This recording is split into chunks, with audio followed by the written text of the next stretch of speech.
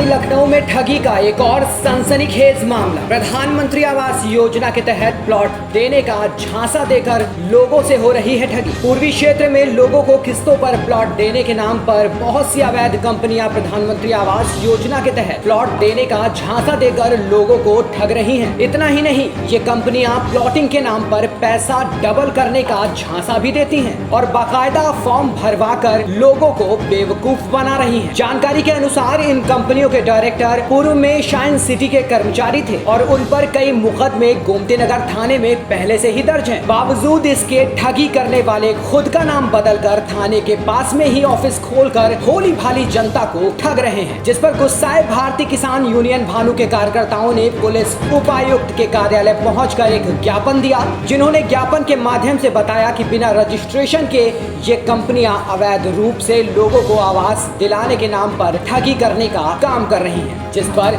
जल्द से जल्द कार्रवाई की जाए। काफ़ी ज़मीन के कुछ जो फ्रॉड्स पहले से रजिस्टर्ड है उसके लिए और आवास योजना इत्यादि को लेकर किसानों के साथ कभी जो भी पैसे के लेन देन को लेकर फ्रॉड हुए हैं उनके कई सारी एप्लीकेशन इकट्ठा कर भारतीय किसान यूनियन के भानु गुट के जिलाध्यक्ष आए थे। उनका ज्ञापन मैंने ले लिया है। जो पुलिस से संबंधित है, पुलिस के द्वारा विवेचनात्मक कार्रवाई की जा रही है और आगे इसमें मेरे द्वारा निर्देश निर्गत किए जाएंगे।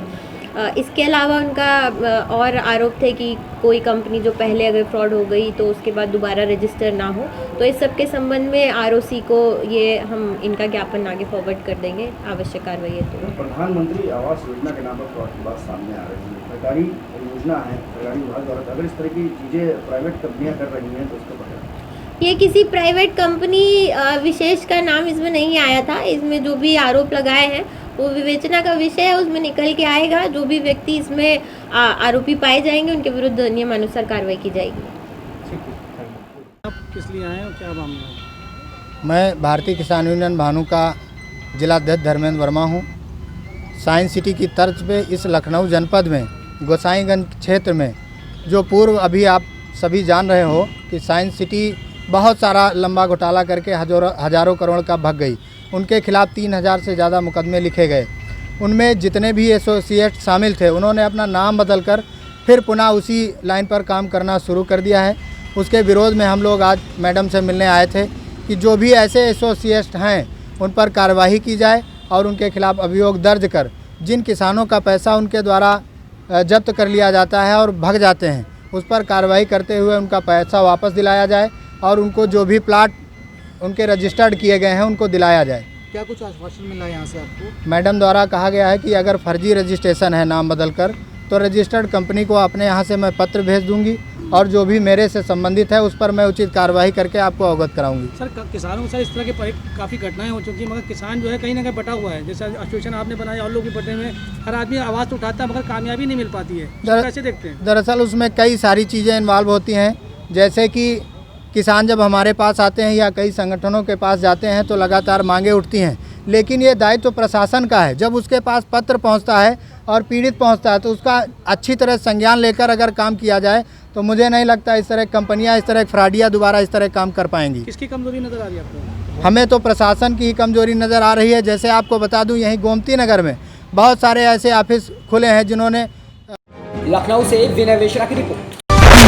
लखनऊ में सरकार की गाइडलाइंस के साथ मदरसों में फिर से शिक्षा व्यवस्था जारी कर दी गई। इस दौरान दारुल उलूम फरंगी महल का मदरसा खोला गया, जहां मास्क लगाकर मदरसे में बच्चे पहुंचे और सोशल डिस्टेंसिंग के साथ बच्चों की शिक्षा का विशेष प्रबंध किया गया, जिसमें 50% छात्रों को प्रतिदिन आने की मंजूरी दी गई। बड़ी खुशी और मसरत की बात है कि एक लंबे अरसे के बाद इस कोविड-19 के दौर में आज से मदरसे माशाल्लाह बाकायदा खुल गए हैं और अपने यहाँ भी दारुल उलूम फरंगी महल में भी और तमाम मदारिस में जो भी कोविड-19 का प्रोटोकॉल है, जो गवर्नमेंट की गाइडलाइन है, वो पूरी तरीके से फॉलो की जा रही है और बच्चे मास्क लगाकर ही अब क्लासेस में आ रहे हैं, बैठ रहे हैं। सोशल डिस्टेंसिंग का भी पूरा ख्याल रखा जा रहा है, सैनिटाइजेशन भी किया गया है।